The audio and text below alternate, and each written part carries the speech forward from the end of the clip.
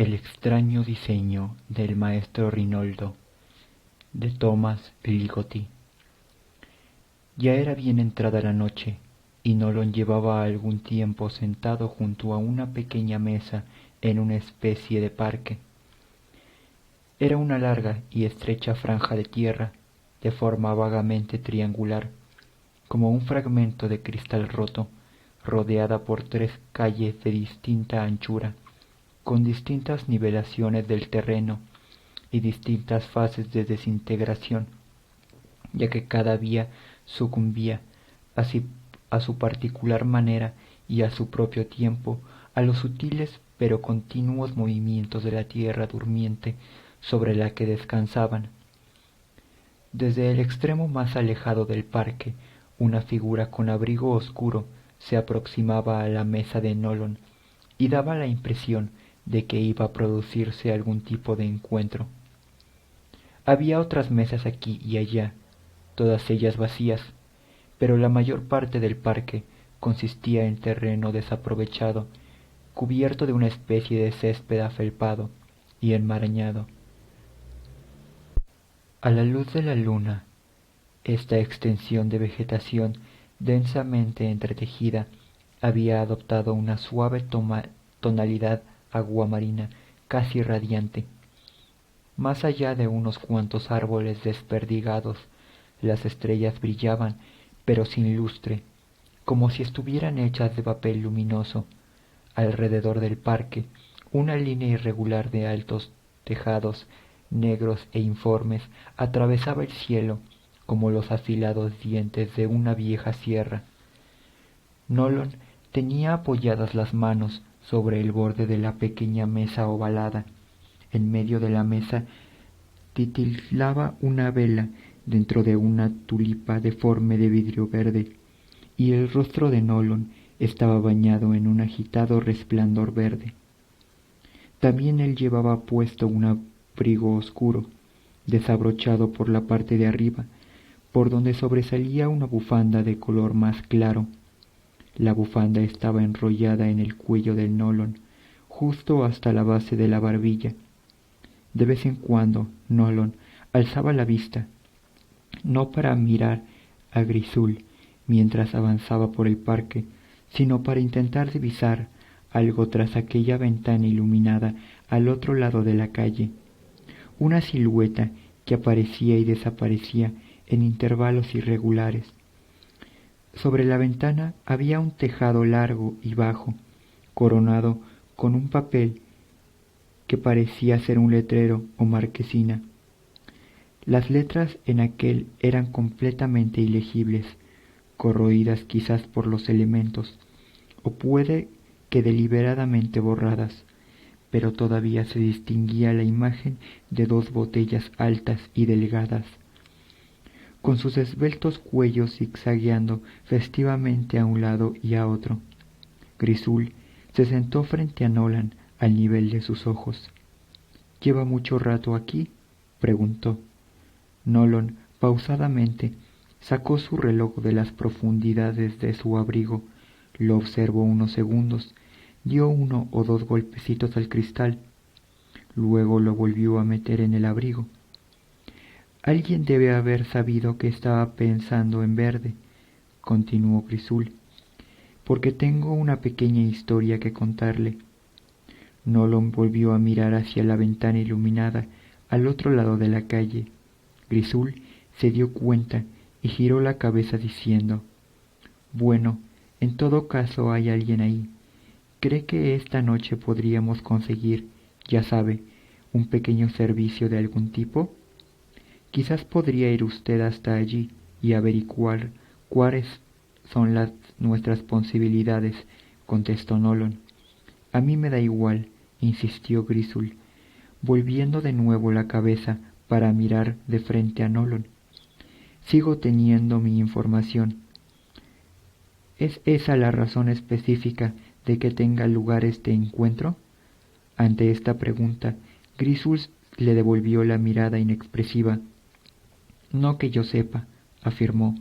«Por lo que a mí respecta, nos acabamos de encontrar por casualidad». «Por supuesto», asintió Nolan, con una leve sonrisa. Grisul le devolvió la sonrisa, pero con mucha menos sutileza. Así pues, iba a contarle, comenzó Grisul, que me encontraba en un pequeño prado, aquel que está situado detrás de unos edificios vacíos a las afueras de la ciudad, donde todo se limita a ir a la deriva y alejarse en todas direcciones.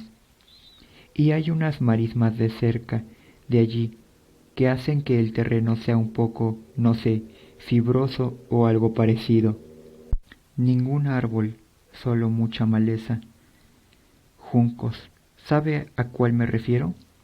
Ya me hago una buena idea, respondió Nolon, un tanto aburrido o fingiendo estarlo. Fue un poco antes de que anocheciera cuando estuve allí, un poco antes de que las estrellas comenzaran a salir. Realmente no tenía nada planeado. Permítame dejar esto claro. Simplemente salí a pasear por el prado. Cambié de dirección varias veces y anduve un poco más. Entonces vi algo a través de una cortina de altas cañas de alguna especie, finas como su dedo, pero rematadas con grandes cabezas puntiagudas y realmente rígidas. No se combaban ni un ápice, simplemente se agitaban suavemente en la brisa. Quizás se partieron, no estoy seguro, cuando me abrí camino entre ellas para ver más allá. Después me arrodillé para tener una mejor visión de lo que había en tierra. Se lo aseguro, señor Nolon. Estaba literalmente dentro del suelo.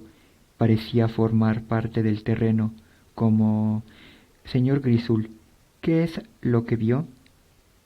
Grisul fue consciente en ese momento de sí mismo y buscó un tono de voz que no agotase tanto sus propias fuerzas ni la paciencia de su oyente. La cara, dijo recostándose hacia atrás sobre el respaldo de su asiento. Estaba justo allí, del tamaño, no sé, de una ventana o un cuadro colgado en la pared, aunque en este caso se encontraba en el suelo y era un enorme óvalo, no rectangular. Era exactamente como si alguien hubiera enterrado prácticamente a un gigante, o incluso mejor, una máscara de gigante. Aunque el contorno del rostro, más que enterrado en la tierra, parecía más bien, bueno, entretejido. Supongo que esa sería la palabra correcta, en el suelo. Tenía los ojos encerrados, aunque no fuertemente cerrados. No parecía estar muerto, sino relajado. Lo mismo ocurría con los labios carnosos, rozándose el uno contra el otro. Incluso la piel del rostro, de un gris ceniciento, y las suaves mejillas. Quiero decir, parecían realmente suaves, porque en realidad no las toqué para cerciorarme. Creo que estaba dormido. Nolon se revolvió ligeramente en su asiento y miró a Grisul directamente a los ojos. Si no lo ve, venga a verlo con sus propios ojos, insistió Grisul. La luna brilla lo suficiente. Ese no es el problema. Me gustaría ir con usted, sea lo que sea aquello que encontró, pero en esta ocasión tengo otros planes. Ah, otros planes, repitió Grisul, como si le hubiesen revelado un secreto profundamente oculto. ¿Y qué otros planes son esos, señor Nolon? Planes ideados hace mucho tiempo y que no se han alterado desde entonces, si es que puede creerse que aún ocurran estas cosas en los tiempos que corren. ¿Me está escuchando? Oh, pensé que se había quedado dormido. Pues bien, Rinaldo, esa misteriosa y diminuta criatura ha hecho algo insólito. Me ha invitado a visitar su estudio. Nadie, que yo sepa, ha estado allí, y nadie ha visto en realidad lo que pinta. Por supuesto, hasta esta noche, es decir, hasta dentro de un rato, a menos de que sea necesario un cambio de planes.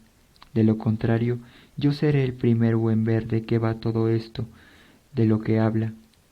Sin duda, parece que merece el esfuerzo, y podría invitarle a venir conmigo.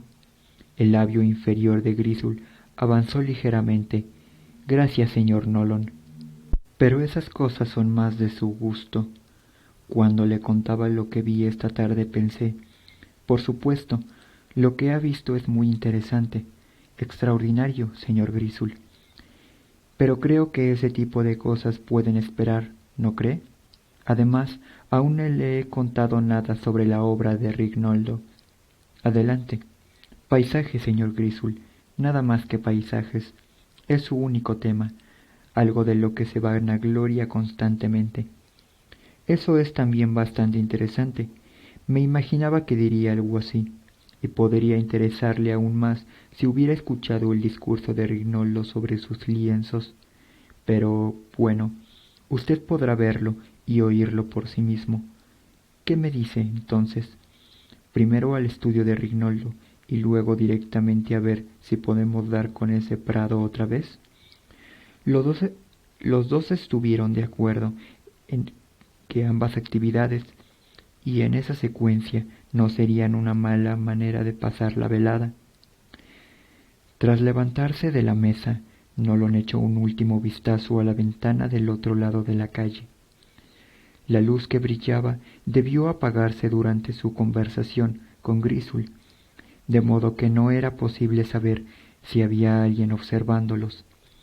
Ambos se abotonaron los abrigos hasta a la altura de la bufanda, mientras atravesaban en silencio el parque, sobre el que innumerables estrellas les observaban como los ojos muertos de rostros esculpidos.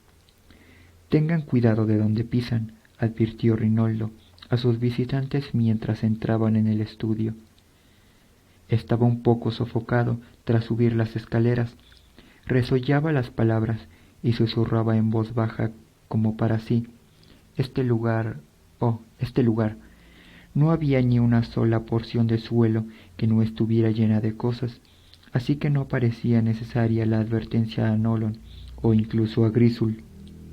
Rinaldo era de una estatura menor a la de sus invitados, prácticamente un enano, y por ello se movía con mayor libertad por aquel espacio abarrotado.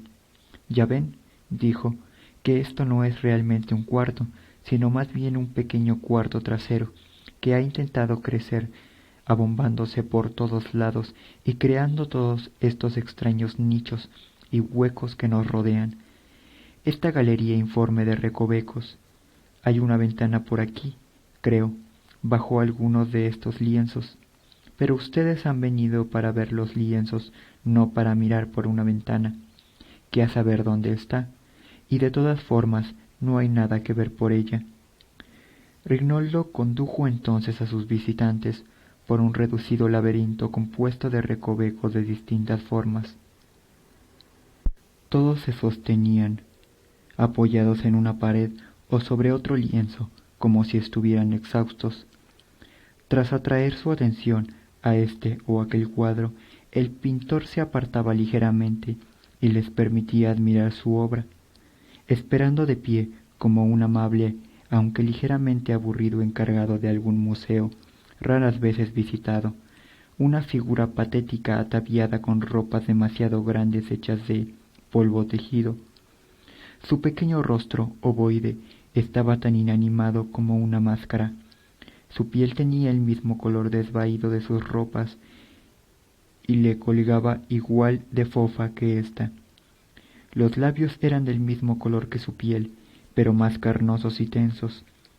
El pelo le salía disparado de su cabeza en mechones, incontrolable y espeso, y se veía demasiado del blanco de sus ojos, dando la sensación de que había rodado hacia arriba, hacia la frente, como si estuviera echando un vistazo por debajo de ésta. Mientras Nolan contemplaba uno de los paisajes de Rinaldo, Griswold no parecía ser capaz de librarse de algo que le inquietaba, que le atañía al propio pintor, aunque obviamente se estaba forzando por hacerlo. Pero cuanto más se esforzaba por desviar su atención de Rinaldo, con mayor facilidad su mirada era atraída hacia la piel fofa, el desvaído cutis, los pocos disciplinados mechones de pelo. Finalmente, Griswold propinó un suave codazo a Nolan y comenzó a susurrar algo. Nolan miró a Griswold de una forma que podría entenderse como sí, lo sé, pero, por lo que más quiera, muestre algún sentido del decoro, y siguió contemplando los excelentes paisajes de Rinaldo. Eran todos muy similares entre sí, con títulos como Marisma brillante, Tratado de tres sombras, y las estrellas, las colinas, no habían sido creados tanto para parecerse como para sugerir las escenas prometidas. Alguna visión fugaz de formas materiales podría emerger aquí y allá, algún efecto de color o contorno familiar, pero en su mayor parte podrían ser descritos como extremadamente alejados en su perspectiva de la realidad tangible. Griswold, que conocía algunos de estos lugares supuestamente dibujados en los lienzos, podría haber expresado perfectamente la objeción de que estos conglomerados de masas fracturadas, estos remolinos de luz distorsionada, sencillamente no lograban su objetivo.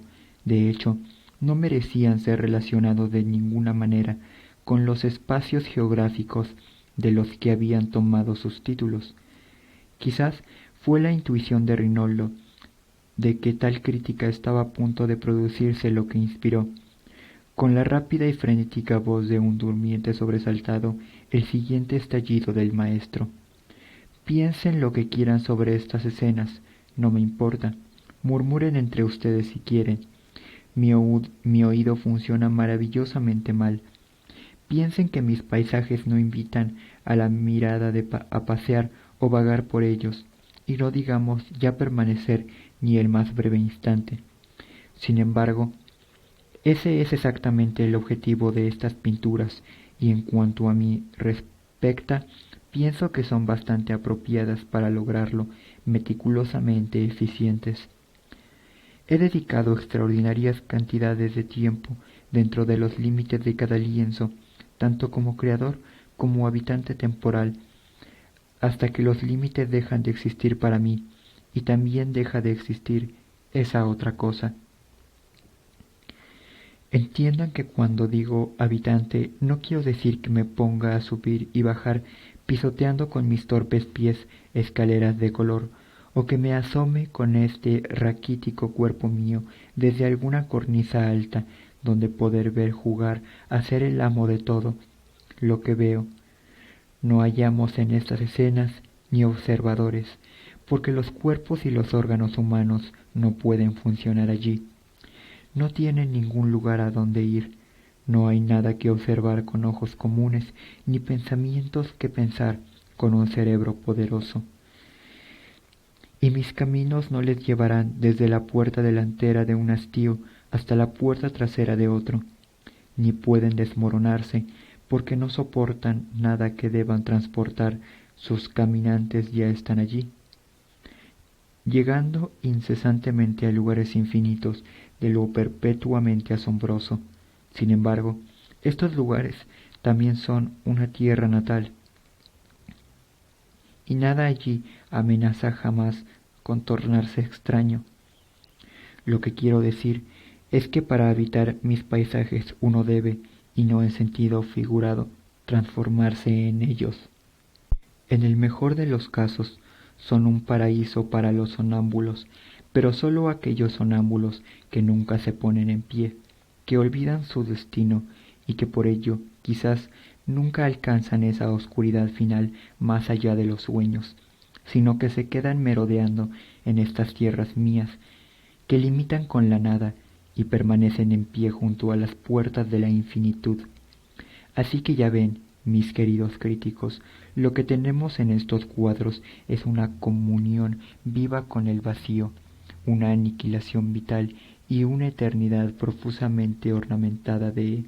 De todas formas, apostilló Griswold, suena bastante desagradable. Está interfiriendo, le dijo Nolan entre dientes. Viejo pomposo, replicó Griswold entre los suyos. ¿Y dónde ve usted ese carácter desagradable? ¿Dónde? Muéstremelo. En ningún sitio, desde mi punto de vista, no se puede ser desagradable con uno mismo. No se puede ser extraño a uno mismo. Afirmo que todo es distinto cuando uno se une al paisaje. No es necesario que avancemos por el camino de la muerte cuando tenemos un escondite tan a mano, una tierra de huida. Para los iniciados, cada uno de esos pequeños remolinos es una cala por la que se puede acceder para transformarse. Cada línea, irregular o simplemente temblorosa, es una línea de cosa de cartógrafo que puede ser explorada en toda su extensión de forma instantánea. Cada copo arrugado del resplandor es una estrella que disfruta de su propia luz y de la de ustedes.